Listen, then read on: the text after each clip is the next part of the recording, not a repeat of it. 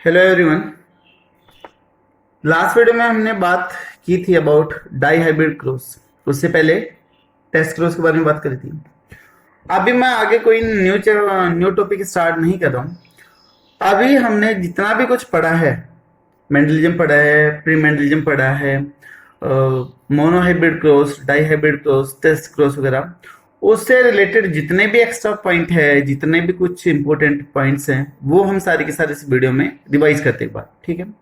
क्योंकि मेरा मानना है कि जब तक आपको पीछे का अच्छे से क्लियर नहीं होगा, पीछे का समझ में नहीं आया होगा, तब तक आगे पढ़ने का या फिर पढ़ाने का कुछ लॉजिक नहीं है, क्योंकि आपको पीछे की चीजें क्लियर नहीं होगी। तो इस वीडियो में मैं एक बार जो भी एक्स्ट्रा पॉइंट है उनको कैसे रिलेट करते हैं, एक बार फिर से उनको हम समझते हैं, ठीक है। तो इस वीडियो में हम बात करेंगे एक्स्ट्रा पॉइंट्स। देखते हैं इसमें क्या क्या है। एक तो हमें यहाँ पे फॉर्मूला की बात करनी है। आपको याद होगा मैंने कुछ फॉर्मूला बताया था आपको, गैमेट नंबर निकालने के फॉर्मूला बताए थे, जीनोटाइप निकालने के, फिनोटाइप निकालने के, उसकी बात करेंगे। उसके बाद में आउट क्रॉस बताया था मैंने आपको, टेस्ट क्रॉस के साथ में दोनों टाइप थे किसके, बैक क्रॉस के। रेसिप्रोकल क्रॉस देखेंगे, बाइनोमियल इक्वेशन देखेंगे, और जो लॉज हैं कुछ law of segregation, law of dominance वगैरह, वो देखेंगे। और फिर लास्ट में जो भी कुछ न्यूमेरिकल पार्ट है क्वेश्चंस का, वो देखेंगे। तो इस वीडियो में जितने भी मेन टॉपिक है उन सभी को एक बार हम फटाफट रिवाइज करते हैं।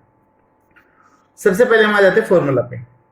फॉर्मूला आपको याद होगा कि अगर हमें जीनोटाइप निकालनी है, किसी भी इंडिविजुअल के में जीनोटाइप निकालनी है, तो जीनोटाइप निकालने का जो फॉर्मूला होता है that is to calculate the genotype of a cross of an experiment, the formula is that is 3n। क्या है 3n? देखो, जैसे मोनोहाइब्रिड क्रॉस है, हम एग्जांपल में ले लेते हैं। सबसे पहले क्या, मोनोहाइब्रिड क्रॉस, मोनोहाइब्रिड क्रॉस या फिर मोनोहाइब्रिड एक्सपेरिमेंट डील कर लेते हैं। मोनो है तो यहाँ पर एन की वैल्यू कितनी हो जाएगी, 1 हो जाएगी, ठीक है। तो मोनो है तो यहाँ पर एन की वैल्यू कितनी होगी, 1 होगी। तो आपको फॉर्मूला की जाएगी दैट इज 3 की पावर 1। तो जीनोटाइप कितनी होगी, 3 होगी। और जो जीनोटाइप थी 3 वो क्या थी, 1:2:1। याद होगा आपको, मोनो हाइब्रिड क्रॉस का जो जीनोटिपिक रेशियो था वो था 1:2:1। तो जीनोटाइप कितनी आ गई, 3 आ गई ना भाई, 1, 2 और 1, तो कितनी हो गई, 3 हो गई। तो this one is the genotypic ratio. लीजिए एक बार फिर से देखिएगा, जो फॉर्मूला है दैट इज 3 की पावर n। n क्या है, नंबर ऑफ कैरेक्टर जो आपने लिए। मोनोहाइब्रिड में आपने एक कैरेक्टर लिया था तो n की वैल्यू कितनी हो गई, 1।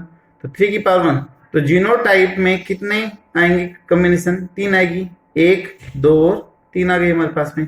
तो यही क्या कहलाता है, आपका जीनोटिपिक रेशियो कहलाता है। इसी तरीके से हम देखिए डाई हाइब्रिड क्रॉस, देखिए डाई हाइब्रिड क्रॉस। देखिए डाई हाइब्रिड क्रॉस में हमने कितने कैरेक्टर लिए थे, 2 लिए थे, seed shape and the seed colour. तो यहां पर n की वैल्यू कितनी हो जाएगी, दैट इज 2। n की पावर क्या हो गई, 2 हो गई। तो यहां पर मैं क्या कर दूं, 3 की पावर 2 कर दूं। तो जीनोटाइप कितनी आएगी, 9 आएगी। अब 9 जीनोटाइप क्या होगी, याद करो मैंने आपको डाई हाइब्रिड क्रॉस का जीनोटिपिक रेशियो बताया था, और मैंने बोला था कि याद करने के लिए आप एक सिंपल सा मोबाइल नंबर या नंबर यूज कर सकते हो, ठीक है, याद कर सकते हो। तो क्या था, 12 12 4 21 21। ये था आपका रेशियो या फिर मोबाइल नंबर। 1:2:1:2:2, 4:2:2:1, ठीक है। तो यहां पर कितना है, 1 2 3 4 5 6 7 8 और 9 आ गए। तो टोटल हमारे पास में कितने हो गए, 9। अगर मैं ट्राई हाइब्रिड क्रॉस की बात कर दूं, ट्राई हाइब्रिड क्रॉस की अगर मैं बात कर दूं, तो वहां पर n की वैल्यू क्या हो जाएगी, 3 हो जाएगी। तो हम ऐसे करेंगे 3 की पावर 3, तो मतलब कितने आ जाएंगे, 27 आ जाएंगे, ठीक है। तो ये आ गया। जो ये 27 आए हैं वो आपका क्या हो जाएगा, जीनोटिपिक नंबर निकल के आ जाएगा। ठीक है, कैसे निकाल सकते हैं वो भी हम बाद में देखेंगे। मैं आपको कुछ ट्रिक्स बताऊंगा कि डाई हाइब्रिड की, ट्राई हाइब्रिड की, टेट्रा हाइब्रिड की आप जीनोटाइप या फिर फिनोटाइप रेशियो कैसे निकाल सकते हो। अगर आपको नहीं भी आता है तो भी आप उस शॉर्टकट तरीके से निकाल पाओगे। ठीक है, वो आपको अभी मैं बताऊंगा। दूसरा देखिएगा, हमने देखा था दूसरा फॉर्मूला, ये तो हो गया था पहला जीनोटाइप निकालने का, फर्स्ट। ठीक है, सेकेंड जो फॉर्मूला है that is for the gametes.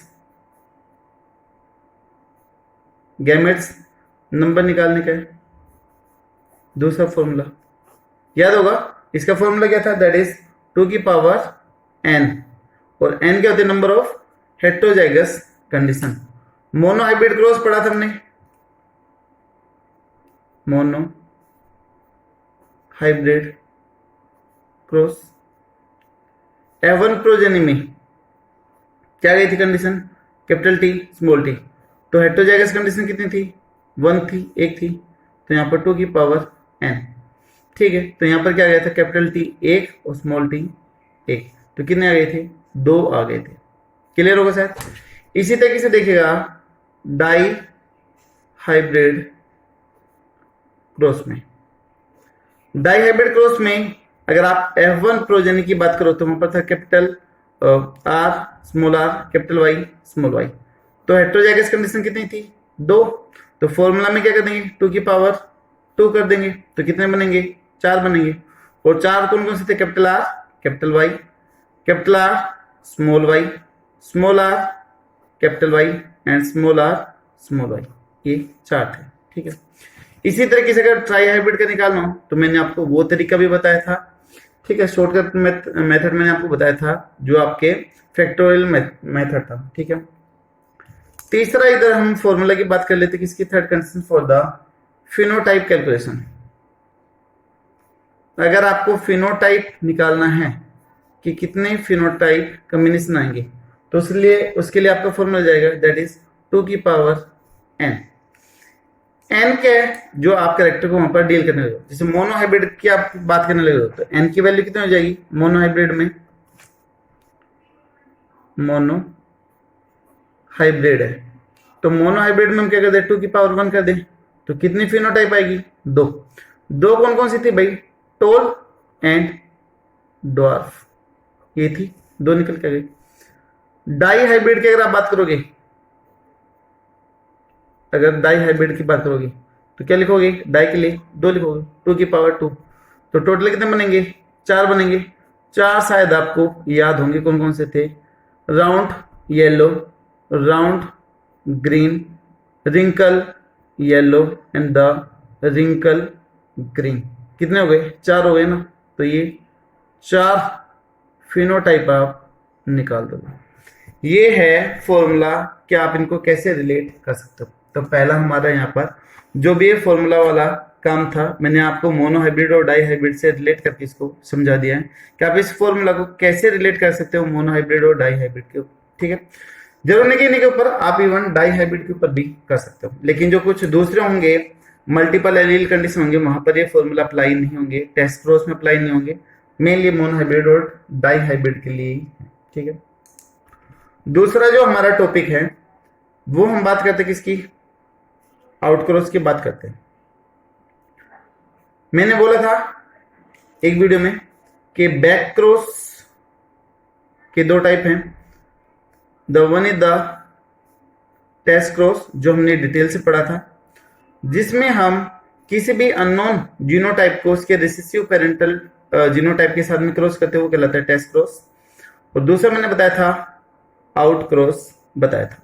आप बोलोगे जी आपने तो ये भी बता दिया था आउट क्रॉस, जिसमें हम किसी भी अननोन जीनोटाइप को उसके डोमिनेंट पेरेंटल जीनोटाइप के साथ में क्रॉस करते हैं तो आउट क्रॉस कहलाता है। बट बच्चों हमने इसको डिटेल में नहीं पढ़ा था, तो उसे डिटेल से आने के लिए हम यहाँ पर एक बार फिर से आए। देखिए आउट क्रॉस का जो मेन मोटो है, देखिए जैसे टेस्ट क्रॉस का मोटो क्या था कि किसी भी चीज को एनालाइज करना, उसकी जीनोटाइप को फाइंड आउट करने का। आउट क्रॉस का जो मेन मोटो है, जो मेन एम है, वो है किसी भी चीज की क्वालिटी को इंप्रूव करने का।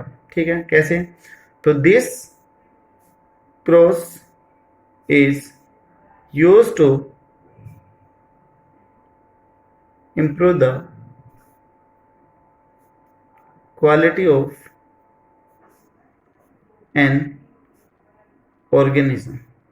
ऑर्गेनिज्म में क्वालिटी को इंप्रूव करने के लिए आउटक्रॉस करा जाता है। और मेनली इसका ज्यादातर यूज किसमें करा जाता है, प्लांट में या एनिमल्स में? तो आंसर आएगा एनिमल्स में। And it's mainly use in animals. Animals के अंदर इनको हम ज्यादा यूज करते हैं। कैसे करते हैं देखिए, पहले एक बार मैं आपको प्लांट की कंडीशन लेके समझाता हूं, ठीक है। जैसे मान लो ये कैपिटल टी स्मॉल टी, अगर मान लो सेल्फ पॉलिनेशन होता तो यहां पर डॉर्फ भी आ जाता ना भाई। अगर स्मॉल टी से क्रॉस हो जाता तो आने वाली प्रोजेनी कैसे होती, वो आप देख सकते हो by the help of the Punnett square box. Small T capital T small T fill कर सकते हैं। Capital T small T small T small T small T small T, यानी कि हमारे पास 50% रेशियो किसका आ रहा है, टोल का आ रहा है, और 50% रेशियो किसका आ रहा है, ड्वार्फ का आ रहा है। तो मतलब जो 50% प्लांट है उसकी क्वालिटी कैसी है, अच्छी बड़ी है, ठीक है। और 50 की कैसी है, शॉर्ट है, छोटी है, तो इसकी क्वालिटी मान लो कमजोर है। लेकिन अगर मान लो मैं आउट क्रॉस करवा दूं, ये तो एक तरीके से टेस्ट क्रॉस हो गया। अगर मान लो मैं आउट क्रॉस करवा दूं, कोई भी प्लांट है मेरे पास में, मेरे को नहीं पता कि वो डोमिनेंट है, रिसेसिव है, होमो जाएगा, सेट हो जाएगा सर, मैंने कुल मिला के इसके डोमिनेंट के साथ में क्रॉस करवा दिया, तो हर एक प्लांट प्रोजेनी में वो कैसे होगा, टोल नेचर का होगा, यानी कि क्वालिटी क्या कर जाएगी, इंप्रूव कर जाएगी। चाहे यहाँ पर कैपिटल टी कैपिटल हो या बेसिक यहाँ पर कैपिटल टी स्मॉल टी हो, लेकिन हर किसी में क्या जाएगा, आपका कैपिटल टी कंडीशन आ जाएगी। और इवन अगर आप ड्वार्फ को भी क्रॉस करवा दोगे, स्मॉल टी स्मॉल को भी से क्रॉस करोगे, तो भी आपको क्या मिलेगा, टोल कंडीशन मिलेगी। तो ये जो क्रॉस होता है आउट क्रॉस, वो किसी भी चीज की क्वालिटी को इंप्रूव करने के लिए होता है। अब ये एनिमल्स में क्यों करा जाता है, और एनिमल्स में भी ये किस में करा जाता है, मेनली फाउल्स में करा जाता है। जो मुर्गे वगैरह होते हैं जिनका फ्लैश मांस वगैरह काफी काम में लिए जाते हैं, तो उसमें होता है कि जितने डोमिनेंट फैक्टर होंगे तो उतना ही ज्यादा मीट का प्रोडक्शन होगा। तो उस मीट या फिर मांस के प्रोडक्शन को बढ़ाने के लिए क्या करवाया जाता है, आउट क्रॉस करवाया जाता है। ऐसे समझिएगा, जैसे आप मान लो ये है कि कैपिटल एच है हैन के लिए, मैं इसे लिख दूं, अगर कैपिटल एच है हैन, तो इसका साइज कैसे होगा, लार्ज साइज होगा। अगर ये ऐसा है, अगर ये ऐसा है, तो इसका साइज कैसे हो गया, मीडियम साइज होगा। और अगर ये ऐसा है, रिसेसिव है, तो उस हैंड का साइज कैसा होगा, स्मॉल होगा, शॉर्ट साइज होगा, ठीक है। देखिए जितना ज्यादा बड़ा साइज होगा, मांस की प्रोडक्शन उतनी ज्यादा होगी फाउल्स में से, मीडियम में कम होगा, और अगर छोटा है तो और भी कम होगा। अगर मान लो मैं यहां पर इस स्मॉल वाले को इस लार्ज वाले के साथ में क्रॉस करवा दूं, मान लो ये फीमेल है और ये मेल है, मैंने इनको क्रॉस करवा दिया,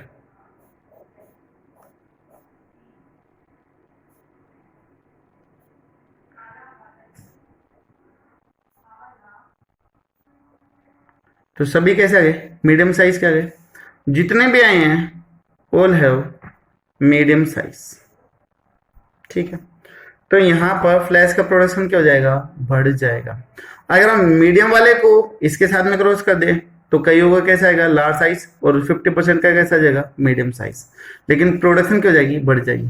तो जो आउट क्रॉस का जो यूज करा जाता है वो पोल्ट्री इंडस्ट्री के अंदर यूज करा जाता है to enhance the amount of the flesh या फिर मीट प्रोडक्शन, ठीक है।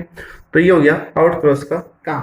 टेस्ट क्रॉस का हमने देखा था कि अननोन जीनोटाइप का पता लगाने के लिए हम टेस्ट क्रॉस का यूज करते हैं, ठीक है।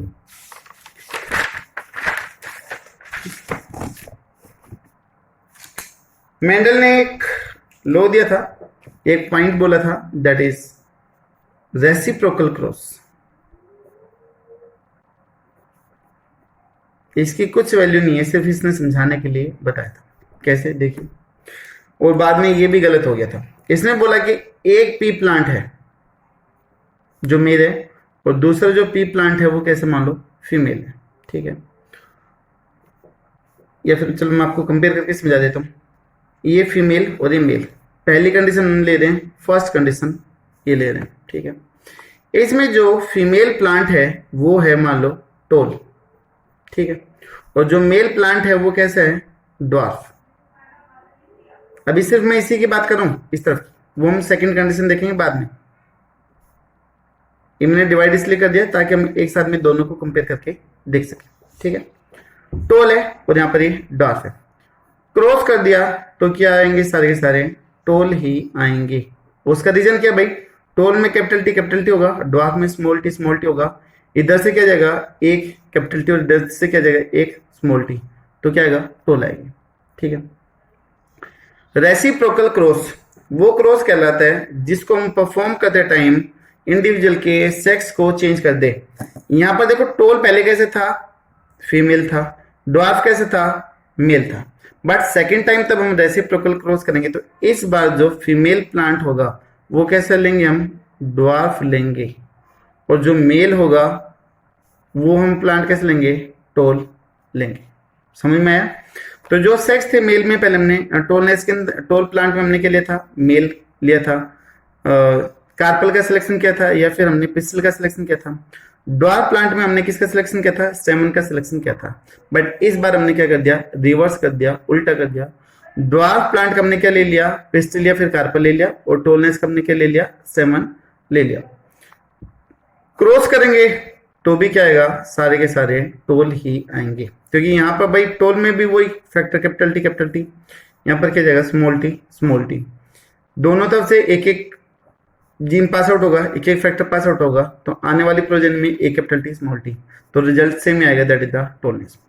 तो मेंडल ने बोला था कि अगर हम रेसिप्रोकल क्रॉस करवाते हैं तो रेशियो के अंदर कोई भी चेंज नहीं आएगा, रेशियो हमें वही मिलेगा, 3:1 ही मिलेगा, कोई चेंज नहीं आएगा। ये था रेसिप्रोकल क्रॉस, ठीक है, फिर रेसिप्रोकल लो। बट ये जो लो है वो बाद में गलत हो गया था, तब ड्रोसोफिला के अंदर क्रॉस करके देखा गया था, जो एक्सपेरिमेंटल मॉडल माना जाता है जेनेटिक्स में, उसके ऊपर तब क्रॉस करके देखा गया, तो रेसिप्रोकल क्रॉस की जो वैल्यू थी, जो रिजल्ट थे, वो सारे के सारे क्या हो गए थे, चेंज हो गए थे। जैसे हमने मेल और फीमेल ड्रोसोफिला को रेसिप्रोकल लेके क्रॉस किया, तो आने वाले जो हमारे डाटा थे वो सारे के सारे चेंज हो गया है। तो यहाँ पर मेंडल का जो लो था रेसिप्रोकल क्रॉस, वो भी क्या हो गया था, फेल हो गया था, ठीक है। तो लेकिन मैं अभी मेंडल के अकॉर्डिंगली देता हूं, अकॉर्डिंग टू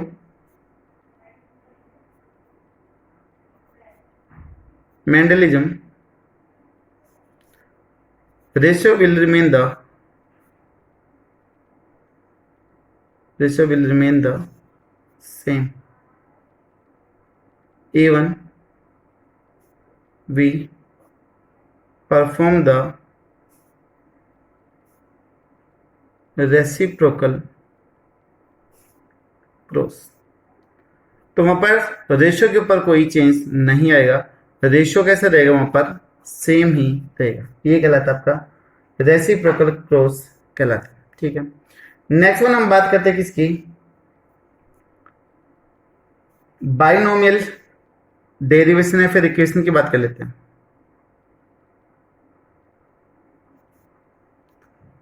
बाइनोमियल इक्वेशन या डेरिवेशन क्या है, ये हम देखते हैं मैथमेटिक्स में भी पढ़ते हैं और इसको हम यहाँ पर जेनेटिक्स में भी यूज करते हैं। तो बाइनोमियल इक्वेशन या फिर एक्सप्रेशन भी बोल सकते हो। देखिए कैसे बोला कि जो ये हमारे पास में जो रेशियो आते हैं, capital T ratio, capital T small T ratio, small T, बोला कि एक्चुअली में जो मैथमेटिकली कंसिडरेशन है ये बाइनोमियल एक्सप्रेशन को डिफाइन करती है। ये जो इक्वेशन है वो हमें यहां से भी मिल सकती है, अगर हम ऐसा कर दें ax plus b y square, यानी कि a प्लस बी की स्केयर, आपने पढ़ा होगा ये फॉर्मूला, a प्लस बी की स्केयर। भाई अपना मैथमेटिक्स थोड़ा सा कमजोर है तो आप देख लेना, लेकिन जितना मेरे को आता है मैथ उसके अकॉर्डिंग हम ये डिफाइन करते हैं, a की स्केयर प्लस बी की स्केयर प्लस 2ab, ऐसा लिखते हैं। चाहे तो हम इसको ऐसा भी लिख दें, भाई ए की square plus 2ab plus b square. तो बात तो एक ही है, इसको उठा के हम कहां पर ले आए, आगे की तरफ ले आए। बाकी की चीजें कैसी हैं, सेम। तो हमने यहां पर इसको क्या कर दिया, a प्लस बी का स्क्वायर कर दिया। अब जो a प्लस बी है ये क्या है, जो कैपिटल a है, सॉरी जो ये a है, ये आपका डोमिनेंट फैक्टर को रिप्रेजेंट करता है, और ये किसको करता है, रिसेसिव फैक्टर को रिप्रेजेंट करता है। ठीक है, तो जो a है that is for capital T, dominant हो गया, और जो स्मॉल b है वो किसको रिप्रेजेंट करने लग रहा है, स्मॉल t को रिप्रेजेंट कर रहा है। ठीक है, और दोनों का कॉम्बिनेशन क्या बन रहा है, 1 का बनने लग रहा है। तो हम ऐसे कर सकते हैं कि half capital T plus half small t की होल ट्वाइस कर दें। अगर इसको ओपन करेंगे तो इस चीज को हम 2 बार भी लिख सकते हैं। भाई इसको हम 2 बार लिख दे तो वही हो गया ना स्क्वायर की बात। तो हम इसको ऐसे लिख सकते हैं, half capital T plus half small t। ठीक है, और 2 बार लिखना है तो ऐसे जाएगा, half capital T plus half small t। तो इसको हमने खोल के ऐसा कर दिया और कर दिया। अभी अगर हम इसको मल्टीप्लाई करेंगे तो मैं एक बार इस वाले को इससे मल्टीप्लाई करूंगा, एक बार इससे मल्टीप्लाई करूंगा। ठीक है, फिर उसके बाद में मैं इस हाफ स्मॉल t को एक बार इससे मल्टीप्लाई करूंगा और एक बार इससे मल्टीप्लाई करूंगा। तो मेरे पास में क्या आएगा, देखिएगा, मैं फर्स्ट लेकर रहा हूं हाफ कैपिटल T को हाफ कैपिटल T से मल्टीप्लाई करने लग रहा हूं। तो कैसा जाएगा, अगर हम ये लिखेंगे हाफ और हाफ आपस में मल्टीप्लाई हुए तो क्या जाएंगे, 1/4 आ जाएगा। और कैपिटल T है तो हम इसको ऐसे लिख सकते हैं। दूसरी कंडीशन ये है, यहां पर हाफ और हाफ क्या जाएगा, 1/4 कैपिटल T और स्मॉल t आ गया। ठीक है, प्लस में अब इसके साथ में कर दें, इसको इसके साथ में करें तो हाफ और हाफ 1/4 और कैपिटल T और यहां पर स्मॉल t। एक बार हो गया। उसी तरीके से हम किसके साथ में कर दें, इसको इसके साथ में कर दें तो आपको क्या मिलेगा, 1/4 कैपिटल T स्मॉल t, और क्या जाएगा आपका ये, रुकिएगा भाई, इसके साथ में हो गया था कैपिटल T, इसके साथ में हमने कर दिया था, अच्छा अभी इसका हमने करवा दिया है और यहाँ पर आ जाएगा आपका कैपिटल T। तो मल्टीप्लाई कर दिया हमने। अभी मल्टीप्लाई कर दिया तो आप देख सकते हो कि यहाँ पर कैपिटल T और इसके कितने हैं, 2 हैं। तो 1/4 और 1/4 कितना हो जाएगा, 1/2 हो जाएगा, या फिर 2/4 कर सकते हो एलसीएम लेके। तो यहाँ पर जो कैपिटल T है उसका कितना है, 1/4, तो इसका कितना आ जाएगा, 1। इसका अगर आप करोगे तो 1 प्लस 1/4 प्लस 1/4, तो यानी कि क्या हो गया, हाफ ही तो हो गया ना भाई। 25 पैसे और 25 पैसे मिलके टोटल कितना हो गया, 50 पैसे हो गए ना। तो वही चीज यहाँ पर आ रही है। अगर समझ में नहीं आ रहा तो एक बार मैं इधर डिफाइन कर देता हूँ, 1/4, क्योंकि सेम है कैपिटल T और स्मॉल t, कैपिटल T और स्मॉल t। तो यहाँ पर मैं ऐसा कर दूं, एलसीएम क्या जाएगा, 4, यहाँ पर आ जाएगा 1 तो 2/4 को आप ऐसे लिख सकते हो 1/2, और 1/2 क्या होता है, हाफ 50। तो यहाँ पर हाफ आ रहा है तो मैं यहाँ पर क्या लिख दूं, 2 लिख दूं, और यहाँ पर क्या मैं लिख दूं, स्मॉल t का क्या लिख दूं मैं इधर, दैट इज 1 लिख दूं। ठीक है, तो यहाँ पर हमारे पास में रेशियो आ गया 1:2:1। तो यही आपकी बाइनोमियल इक्वेशन या फिर एक्सप्रेशन कहलाती है कि हमें जो ये मिलते हैं capital T ratio capital T small t। Genotype में अगर आप देखते हैं तो एक मिलता है, इसके 2 मिलते हैं, इसके 1 मिलते हैं। तो ये बाइनोमियल इक्वेशन जो आप मैथ में पढ़ते हो उससे हम इसको डिफाइन करके समझ सकते हैं।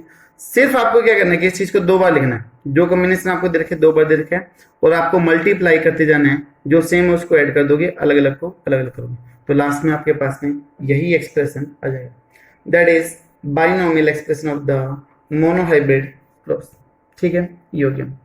उसके बाद में हम बात कर लेते हैं, इसके बाद हम बात कर लेते हैं लॉज की जो मेंडल ने दिए थे। जिनको लॉज ऑफ इनहेरिटेंस बोला गया था। इसका जो फर्स्ट लॉ था वो कौन सा था, लॉ ऑफ डोमिनेंस, और सेकंड कौन सा था, लॉ ऑफ सेग्रीगेशन। ठीक है, तो नेक्स्ट वन हम डील करते हैं, laws of inheritance.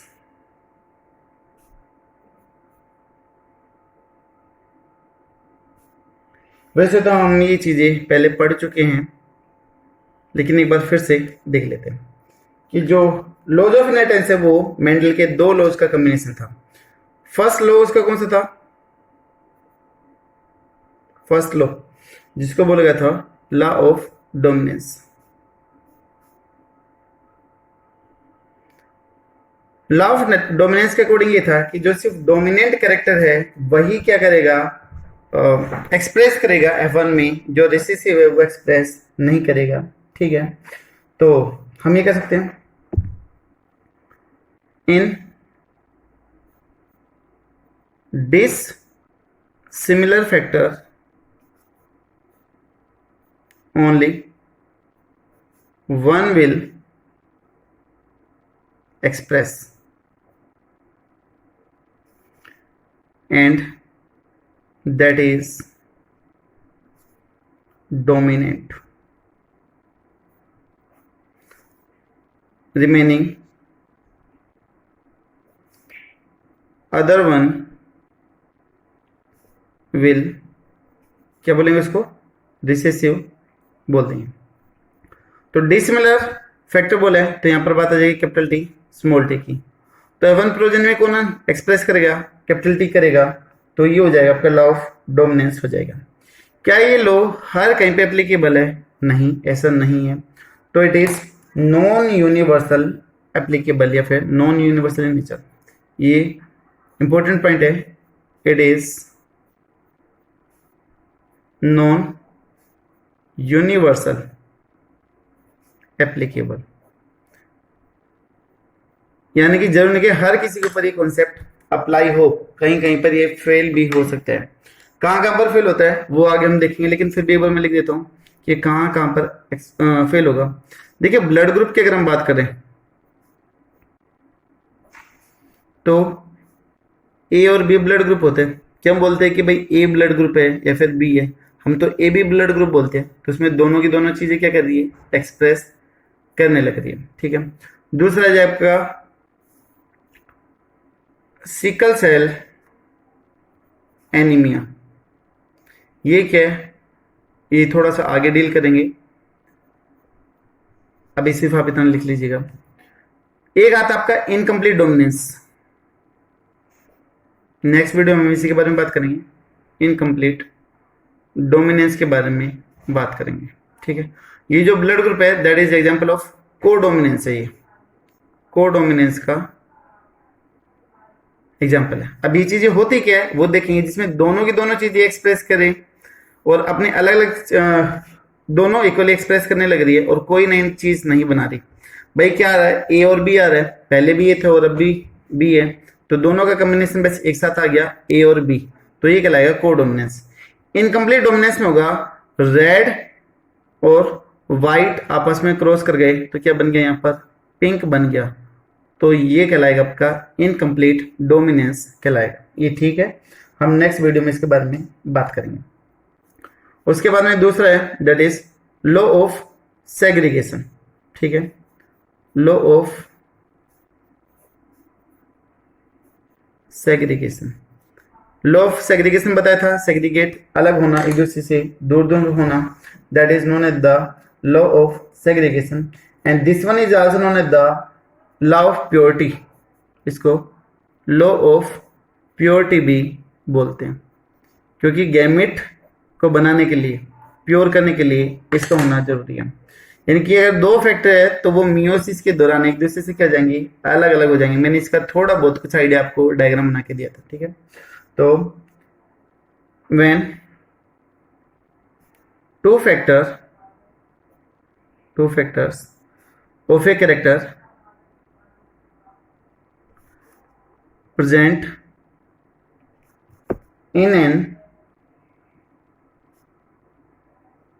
individual do not get mixed up and both trait get separate out from each other during